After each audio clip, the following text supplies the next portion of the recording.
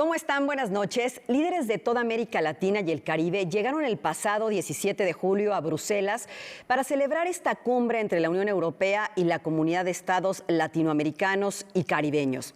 ¿Con qué objetivo se lograron impulsar los lazos entre ambas regiones?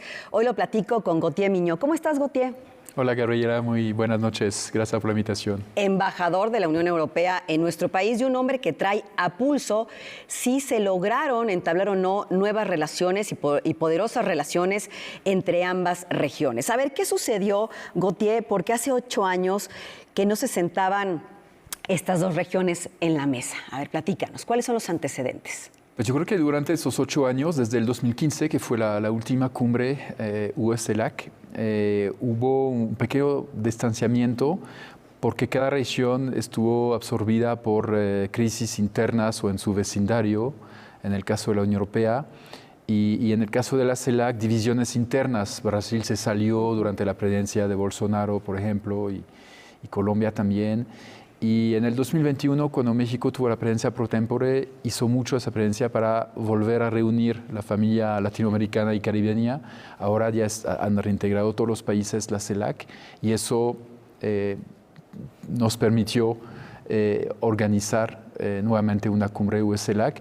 Y creo que ambas regiones se dieron cuenta de que había que volver a relanzar la relación biregional, en particular en el contexto internacional tan complicado que conocemos. Justamente hacia allá iba, bueno, porque el poderío de ambas regiones juntas para hacer un frente contra lo que ocurre por la guerra entre Rusia y Ucrania y contra China, me parece que es una coyuntura internacional muy importante, que ¿cómo se lee desde la Unión Europea? Bueno, en primer lugar, no es contra China, no es contra nosotros. No, pero es un bloque importante, ¿no? Sí, o sea, es armar un bloque importante. Sí. Pero nosotros, del lado europeo, no nos definimos respecto a lo que hacen otros. O sea, para nosotros, la relación con América Latina y el Caribe tiene un valor propio, una importancia propia, que no es en reacción a lo que hagan otros. Si bien es cierto que obviamente estamos mirando también las relaciones que desarrolla el continente con otros países o bloques en el mundo. Y entonces lo que quisimos hacer es realmente replantear esa relación, que es una relación de muy antigua, con muchos lazos históricos, humanos, con valores comunes, compartidos. Y efectivamente somos dos bloques, 27 países del lado de la Unión Europea, 33 del lado de la CELAC, que representamos más de 1.000 millones de habitantes, una tercera parte de los países miembros de las Naciones Unidas, o sea, realmente un peso pesado en el escenario mundial. Y pensamos que tenemos mucho por hacer, no solamente frente al resto del mundo, sino también en nuestra relación bilateral, en términos de cooperación en particular. ¿Qué tenemos en común los Estados miembros de la CELAC con los Estados miembros de la Unión Europea? Porque hay cosas que nos acercan, por supuesto. Muchísimas. Por ejemplo, hablamos los mismos idiomas, ¿no? Bueno, fuera de los idiomas autóctonos aquí del subcontinente, todos los idiomas oficiales son idiomas europeos, que se hablan también en Europa. Hay territorios de Estados miembros de la Unión Europea en América Latina y en el Caribe, ¿no? La Guayana Francesa, por ejemplo, ¿no? Siempre recuerdo que uno de los países con la cual Francia tiene la frontera más grande es Brasil, ¿no? Y también hay territorios en el Caribe de Países Bajos, de Francia, etcétera, etcétera. Y hay obviamente muchos lazos humanos, muchos europeos que viven en América Latina, muchos latinoamericanos que viven en Europa. Hay una inversión considerable de Europa en el continente. La inversión europea aquí es más que la inversión europea en China, Japón e India acumulada. Eso es una cifra que poca gente conoce. Exactamente. Pero que yo creo que ilustra la importancia de los lazos que se han construido a lo largo del tiempo y de las últimas décadas. Y por eso era importante, después de 8 años, volvernos a sentar a la mesa. Y lo que decías, México fue un gran cohesionador en este tema, ¿no? Así es, la presidencia pro tempore de México en el 2021, la cumbre que se realizó en septiembre del 2021 en Ciudad de México, con la participación del presidente del Consejo Europeo, Charles Michel, fue el único socio extrarregional, quien estuvo presente y eso fue un poco el detonante de este acercamiento nuevo entre ambas regiones.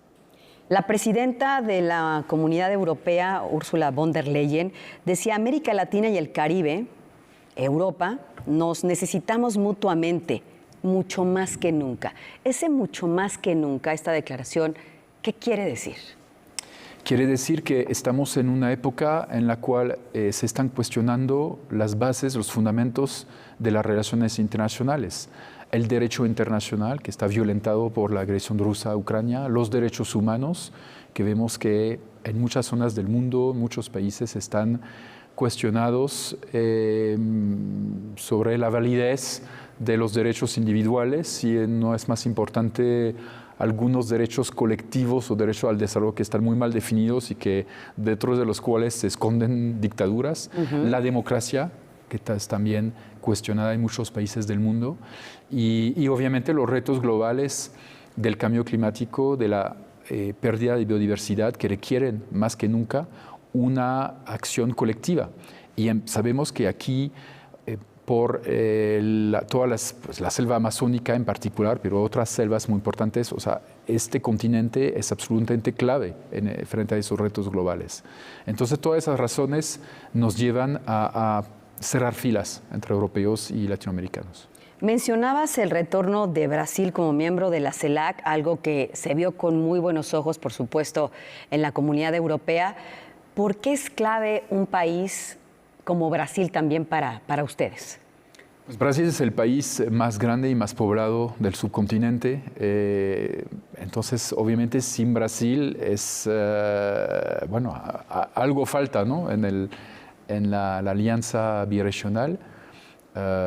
Y se había salido Colombia también de la CELAC en un momento, entonces que es también uno de los países más poblados del continente. Entonces, eso obviamente era un problema, digamos, para organizar una cumbre institucional con la CELAC, pero afortunadamente se pudo resolver este tema, porque para nosotros tener una organización un poco espejo, con una presidencia, por ejemplo, que obviamente no tiene el mismo grado de integración que la Unión Europea, pero que tenga así esa organización que nos permita organizar justamente unos eventos, una cooperación, nos ayuda muchísimo. Bueno, y después de esta cumbre se puso sobre la mesa la promesa de 45,000 millones de euros en planes de financiación de parte de la Unión Europea para la región, para los países de América Latina. ¿Qué te parece si lo platicamos después de la pausa? Y ahorita nos explicas bien de qué se trata esta promesa. Muy bien. Estoy platicando con Gauthier Mignot, quien es el embajador de la Unión Europea en nuestro país. Ya volvemos.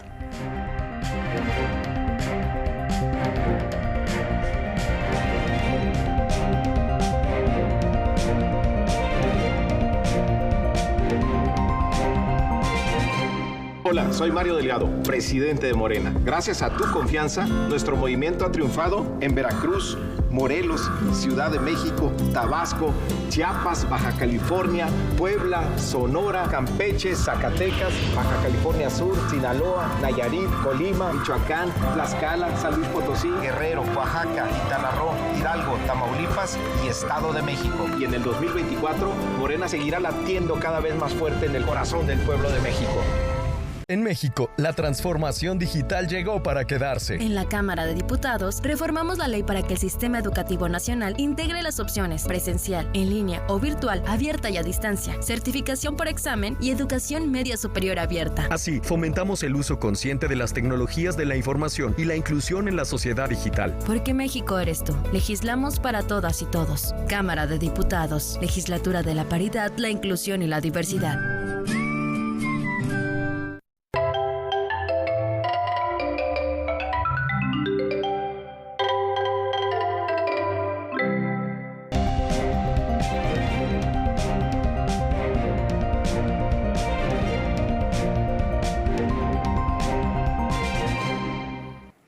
Quedamos que después de la pausa platicaríamos con Gautier Miñón, quien está en esta mesa de martes de debate 22, embajador de la Unión Europea, de este anuncio que yo sentí como promesa de 45,000 millones de euros, 50,500 millones de dólares en planes de financiación para la región, para los miembros de la CELAC, a través de esta herramienta que se llama el Global Gateway, que hay que entender cómo funciona, y son herramientas pensadas pues para ver hacia el futuro de manera conjunta entre ambas regiones, con un objetivo de hacerse cada vez más fuertes. Entonces vamos a entender esto. A ver, Gautier, platícanos.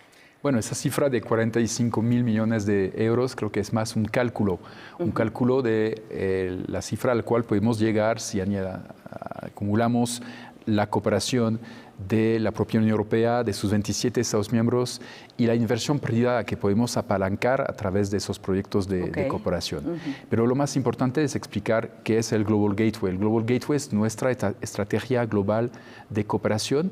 Global Gateway se puede traducir como la puerta de entrada. Entonces, la puerta de entrada ¿hacia qué? Hacia la triple transición: verde, digital e inclusiva, que es lo que tiene que hacer la humanidad, lo que estamos intentando implementar en Europa, y queremos acompañar a nuestros socios hacia esa triple transición, que son 3 temas: el tema verde, el tema digital, el tema de inclusión social, que se refuerzan mutuamente, que son indisociables. Y entonces ahí se trata de definir unas inversiones en temas como la energía verde, como el transporte sostenible, la salud, la educación, la investigación, las infraestructuras, de una forma que sea siempre sostenible y respetuosa de la soberanía de los países. No queremos que los países caigan nuevamente en sobreendeudamiento, por ejemplo. Entonces, eso es la filosofía del Global Gateway, de forma en asociación, en alianza con los socios, de forma transparente, y se ha presentado durante la cumbre una primera lista de 135 proyectos bilaterales con cada uno de los países o regionales, para justamente sobre los cuales vamos a trabajar para implementar esa estrategia. Sí, leí algunos muy interesantes. Por ejemplo, una inversión en República Dominicana de gestión integrada de aguas y residuos, otro en Brasil y Colombia de eficiencia. También figura en la lista una iniciativa de movilidad de transporte eléctrico en Uruguay, por ejemplo, Costa Rica, pero también un tema importante de parques industriales en nuestro país.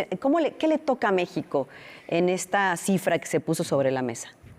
En México hemos identificado el Plan Sonora de energía renovable y de electromovilidad, que es un plan más global de creación de ecosistemas basados en la innovación y en las energías renovables, y también en las reservas de materias primas del estado de Sonora. Pero también el tema de la gestión integrada del agua, que también aquí en México es un gran reto para el país.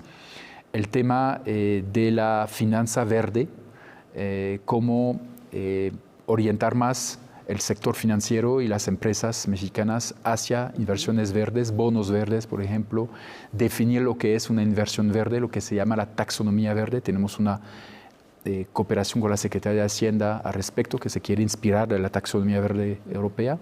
Y el tema de la salud, de fomentar la residencia sanitaria y la producción de vacunas. Tenemos un proyecto con COFEPRIS sobre el tema de la regulación del sector farmacéutico. Esos son primeros campos y proyectos que hemos identificado en México, pero vendrán más en el futuro. No, y así en la región, lo cual nos hace crecer en esta idea de verde digital. ¿Y cuál es la tercera?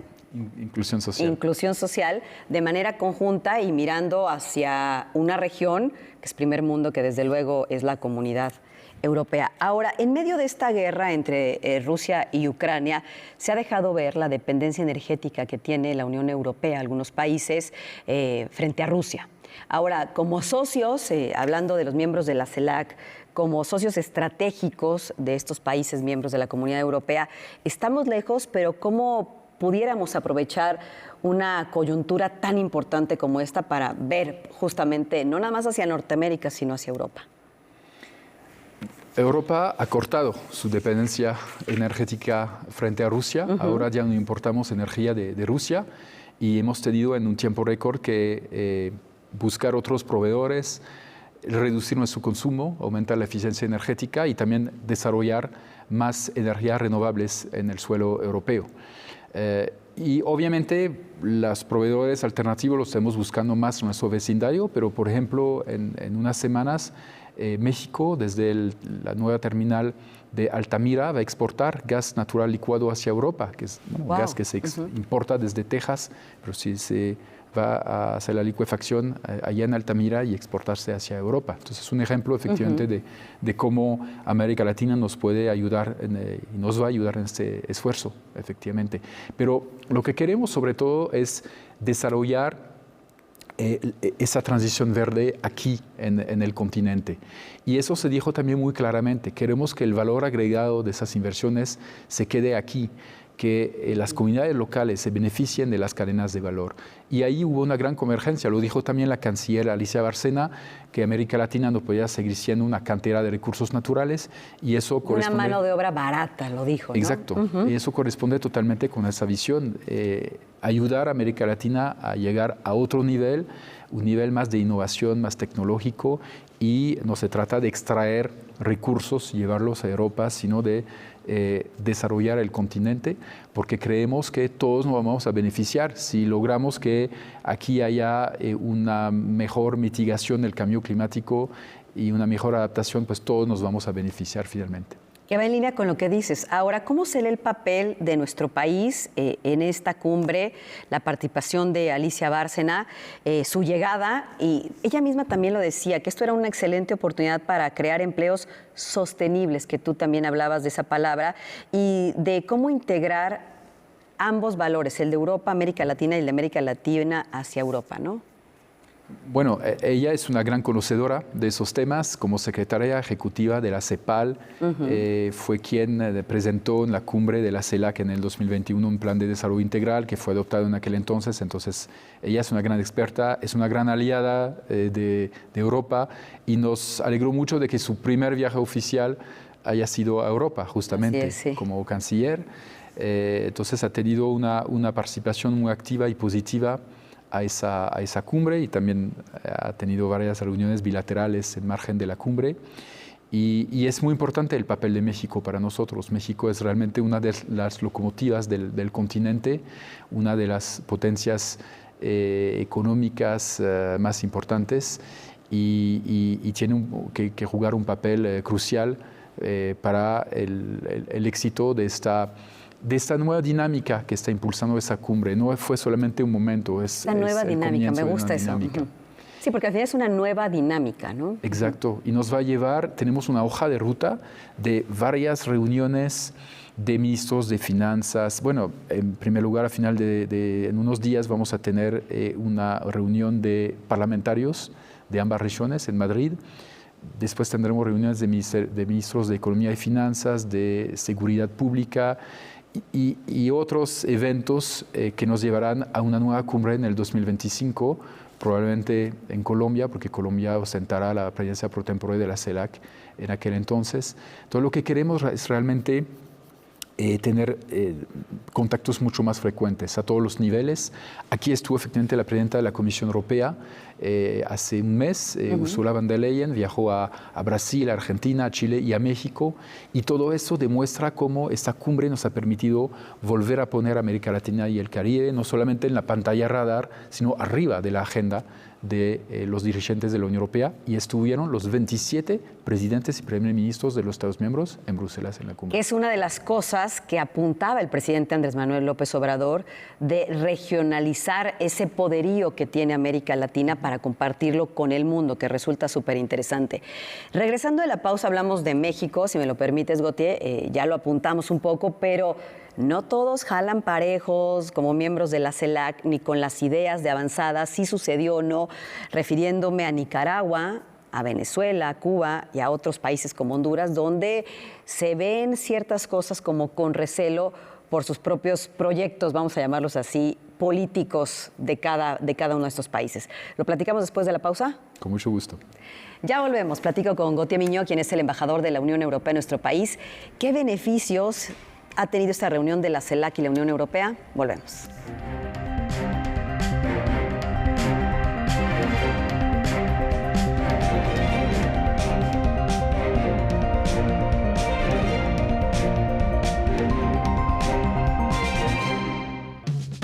Seguimos de cerca la historia de Xuan, la joven vietnamita que ha llegado a trabajar al país nipón. Descubre cómo resuelve los problemas de comunicación con útiles estrategias, mientras que junto con ella aprendemos japonés de forma divertida. Aoi-chan wa nande waratteるの? 佐々木さんがあんな態度になるってことは何か間違えたんでしょうね。聞かぬは一生の恥でやんすよ。 Activa tu japonés. Xuan se supera en Japón. Nuevos episodios. Martes, 22 horas.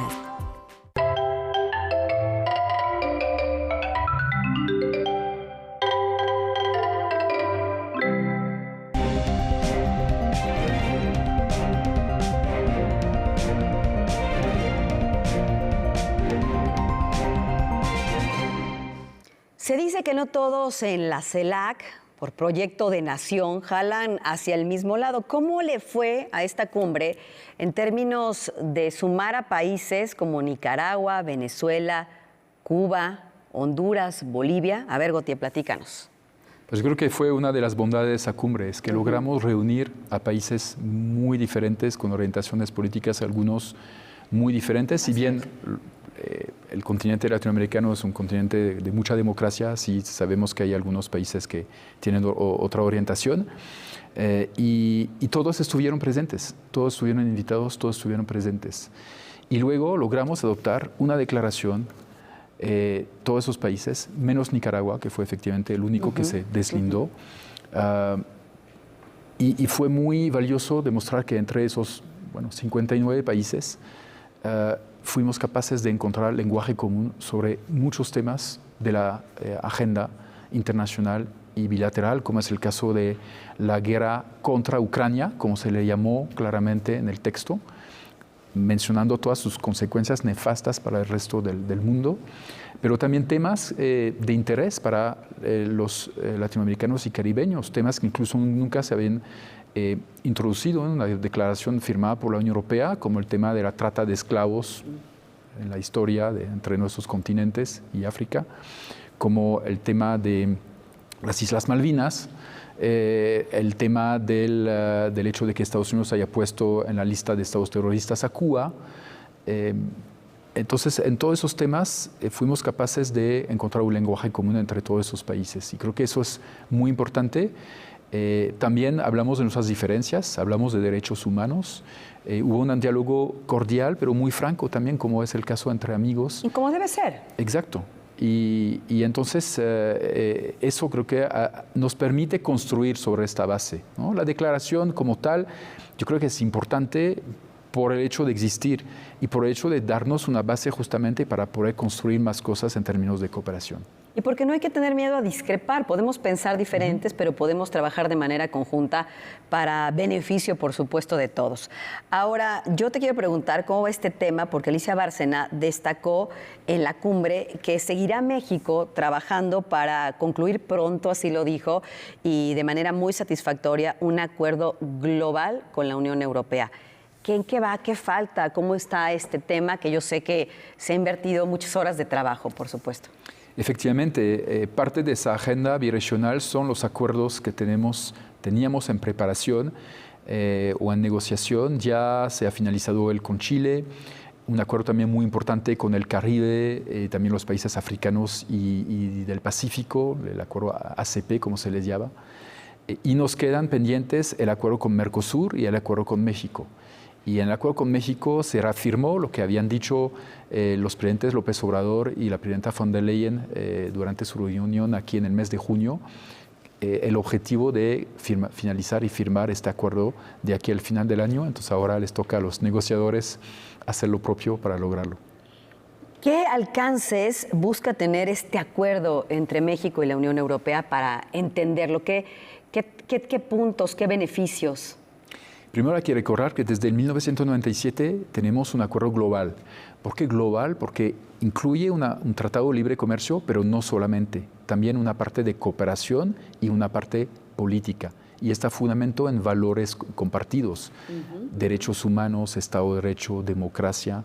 Eso es la diferencia con otros tratados de libre comercio que tiene México con otros países que solamente son comerciales. La parte comercial. Pero este acuerdo que nos ha servido muchísimo en los últimos 25 años para multiplicar por 3 o 4 nuestro intercambio comercial, necesita una modernización.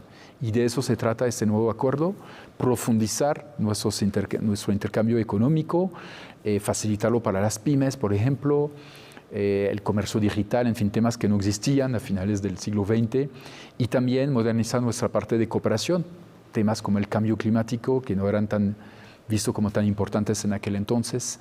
Entonces, eso es el objetivo de este acuerdo, también facilitar la inversión europea en México, y por eso es tan importante este acuerdo, para impulsar nuevamente nuestra relación en las próximas décadas. Hablando de que México es un país estratégico por su posición geográfica, tenemos una enorme frontera, una gran puerta de entrada con Estados Unidos.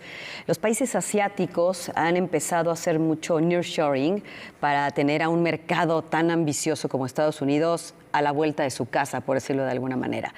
En este sentido, ¿qué está haciendo, qué busca hacer la Unión Europea con todo esto que hemos platicado? Pues Gaby, yo creo que nosotros llevamos 25 años haciendo nearshoring, en realidad. Toda la inversión europea que llegó aquí a México, que es más o menos la mitad de la inversión norteamericana, o sea, estamos hablando de realmente una inversión masiva, ha venido justamente para alimentar en gran parte esa cadena de exportación tan fuerte de México hacia América del Norte.